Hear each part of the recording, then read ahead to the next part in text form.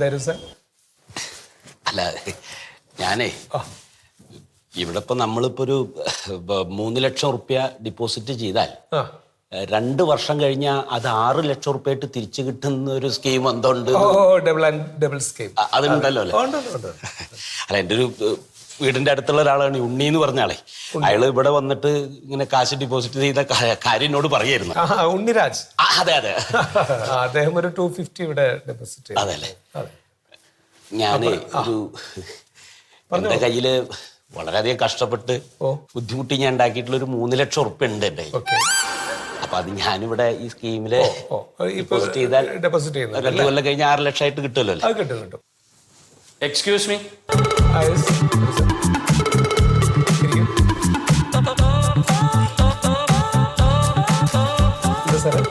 ഞാനിവിടെ ഈ ഡബിൾ സ്കീമിലെ ഒരു 4 ലാഖ് ഇൻവെസ്റ്റ് ചെയ്തിരുന്നു. ആണല്ലേ? അപ്പോ 4 വർഷത്തേക്കാണ് ഇൻവെസ്റ്റ് ചെയ്തത്. ഇപ്പോ 2 വർഷമായിട്ടുള്ളൂ. അപ്പോ നമുക്കൊരു കച്ചവടം വന്നിട്ടുണ്ട്, ഒരു വീടിന്റെ കച്ചവടം.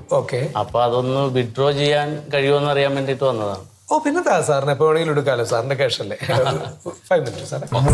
സാർ ഒരു നമ്പർ തന്നിട്ടുണ്ടായിരുന്നില്ലേ? നമ്പർ 6038. ഞാനിവിടെ വന്നേ ഫോൺ. അപ്പോ വിഡ്രോ ചെയ്യാന്നാ പറയുന്നത്. എടുക്കാല്ലേ? സാറേ പ്യാരിജാതം എന്നല്ലേ? അതെ അതെ അതെ. ഓക്കെ സാർ ഇവിടെ ഒരു 4 ലക്ഷം ഇവിടെ ഡെപ്പോസിറ്റ് ചെയ്തിട്ടുണ്ട്. അതെ അതെ. ഇപ്പൊ അത് ഒരു 8 ലക്ഷം ആയിട്ടുണ്ട്. ഇപ്പൊ സാറിന് എടുക്കുമ്പോ 8 ലക്ഷം സാറിന് എടുക്കാം കേട്ടോ. അപ്പൊ കംപ്ലീറ്റ് ക്യാഷ് ഇപ്പൊ എടുക്കല്ലേ സാർ? വിഡ്രോ ചെയ്യാം. ക്യാഷ് ആയിട്ട് കൊണ്ടുപോകണോ അതോ ഇപ്പോ ട്രാൻസ്ഫർ ചെയ്യാണോ ബാങ്കിലേക്ക്? ക്യാഷ് കൊണ്ടുപോകാൻ ഞാൻ ബാഗും ഉണ്ടെന്ന്, എന്നാലും അക്കൗണ്ടിൽ തരുമെങ്കിൽ അതാ സേഫ്. പേപ്പേഴ്സ് ഒക്കെ ഉണ്ടല്ലോ സാറിന്? ഇൻവെസ്റ്റ് ചെയ്യുന്ന സമയത്ത് തന്ന പേപ്പേഴ്സ് എല്ലാം. പിന്നെ സാറ് ഫുൾ ക്യാഷ് ഇപ്പോൾ നമ്മൾ വിഡ്രോ ചെയ്യുമ്പോൾ നമ്മുടെ ഈ ഒരു സർവീസ് ചാർജ് ആയിട്ട് ഒരു 5 എടുക്കും നമ്മളെ. 5 ലക്ഷം? അല്ലല്ല 5,000 രൂപ. No problem. ടോട്ടൽ കേട്ടോ. അങ്ങനെയാണെങ്കിൽ സാറ് ഗസ്റ്റ് റൂമിൽ വെയിറ്റ് ചെയ്തോളൂ. ഒരു 10 മിനിറ്റ് സമയം എടുക്കും കേട്ടോ. സാറ് ക്യാഷ് ബാങ്കിലേക്ക് ട്രാൻസ്ഫർ ചെയ്തെന്ന് ഉറപ്പ് വരുത്തിയതിന് ശേഷം, മെസ്സേജ് വന്നതിന് ശേഷം സാർ.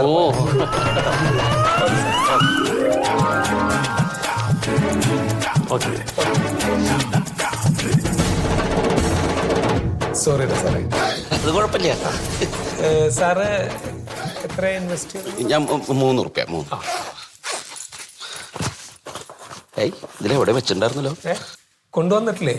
കൊണ്ടുവന്നുണ്ട്. എന്റെ അടിയിലാണ്.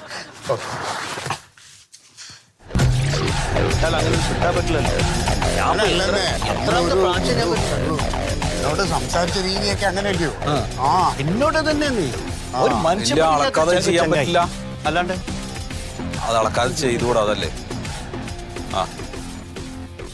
നമസ്കാരം. എന്നാ ശരി. ഓക്കെ. നമസ്കാരം.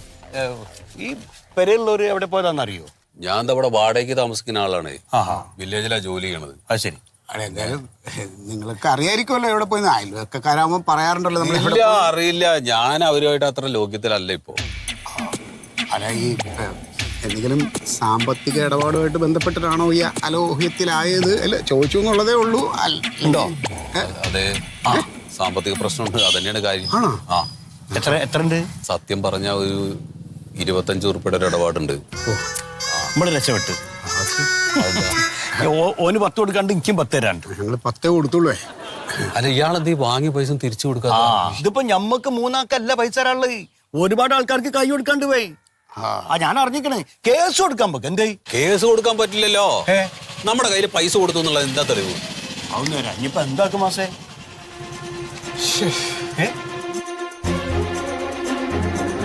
വന്നിട്ടുണ്ട്.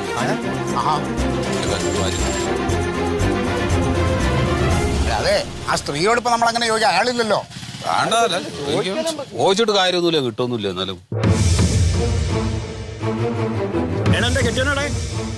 ചേട്ടന് ആശുപത്രിയിലോ? അതെ, അടുത്തൊന്നാണോ? നിങ്ങൾ നുണക്കുടുംബമാണോ? സത്യമായിട്ടും അതെ. എന്തിനാ പെങ്ങളെ വെറുതെ പൊളി പറയാൻ നിൽക്കണ്? അങ്ങനെ അവിടെ ഇരുന്ന് രാവിലെ പത്രം വായിക്കണ ഞാൻ കണ്ടാണല്ലോ. ശരിക്കും നെഞ്ചുവേദനയായിട്ട് ആശുപത്രി കൊണ്ടുപോയതാ. നെഞ്ചുവേനയോ? ഓന് നെഞ്ചുണ്ടോ ബേനിക്കായി? ഒട്ടും പൊളിയാന്ന്.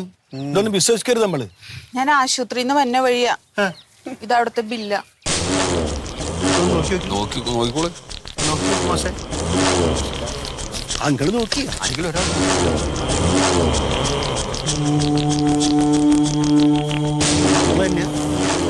എന്താ പറ്റിയത്? ഇതാ ടൗണിലെ ശീതള ഫിനാൻസ് ഇല്ലേ, അവിടെ കുറേ പൈസ ഇൻവെസ്റ്റ് ചെയ്തിട്ടുണ്ടായിരുന്നു. ഇപ്പൊ അവര് മുങ്ങി, അത് പൊളിഞ്ഞു. അതറിഞ്ഞപ്പോ ചേട്ടന് പെട്ടെന്ന് നെഞ്ചുവേന വന്നു. നാട്ടുകാരെ പറ്റിച്ച കാശല്ലേ, അത് ഇങ്ങനെ തന്നെ പോകും. ഇതിലും വലുതാ വരേണ്ടത്. അങ്ങനെ പറയല്ലേ മാഷെ. ഇപ്പൊ ഈ ഹോസ്പിറ്റൽ ബില്ല് അടയ്ക്കാൻ പൈസ ഇല്ലാതിരിക്കുക. നിങ്ങളൊരു 20,000 രൂപ തന്ന് സഹായിക്കണം. നീ കടം ചോദിക്കാൻ വന്നട്ടോ, എന്റെ അടുത്ത് കിട്ടൂല. ഞാൻ ഈ വീടും പറമ്പും വിറ്റിട്ടായാലും തിരിച്ചു തരും, എങ്ങനെയാലും തരണം. അതിന് വീടൊക്കെ നിങ്ങളെ പേരിലാണോ? ആണ്. ഉറപ്പാണോ? വേറെ ഒരാളുടെ അടുത്ത് ചോദിച്ചിട്ടും കിട്ടണില്ല മാഷെ. എങ്ങനെയാലും ഒന്ന് സഹായിക്കണം.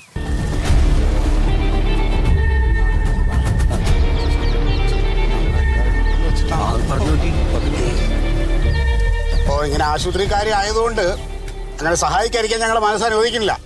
എപ്പോഴും അങ്ങനെ പറഞ്ഞാണല്ലോ കാശ് മേടിക്കുന്നത്. അപ്പൊ അത് യാഥാർത്ഥ്യമായല്ലോ. അതെ, ഞങ്ങൾക്ക് 3 ആൾക്കും കിട്ടാനുള്ള കാശ് അതൊരു ചെക്കിൽ എഴുതി തരണം. ഒപ്പം ആശുപത്രിയിൽ ഇപ്പൊ ചെലവാക്കാൻ തരുന്ന കാശും കൂടെ ആ ചെക്കിൽ എഴുതണം. പിന്നെ ഒരു സ്റ്റാമ്പ് പേപ്പറും എഴുതി ഒപ്പിട്ട് തരണം. എന്നാൽ ഞങ്ങൾ കാശ് തരാം. എന്ത് വേണേ ചെയ്യാം മാഷെ, പൈസ തന്നാ മതി. ഇപ്പൊ നിങ്ങൾക്ക് ഒരു കാര്യം മനസ്സിലായില്ലേ പെങ്ങളെ? നമ്മൾ ആവശ്യമില്ലാതെ ആളുകളുടെ കയ്യിൽ നിന്ന് കടം വാങ്ങിച്ചിട്ട് അത് തിരിച്ചു കൊടുക്കാതിരുന്നു കഴിഞ്ഞാല് നമുക്കൊരു അത്യാവശ്യം വന്നു കഴിഞ്ഞാൽ ഒരു മനുഷ്യൻ സഹായിക്കാണ്ടാവില്ല. ബോധ്യപ്പെട്ടില്ല ഇപ്പൊ നിങ്ങൾക്ക്?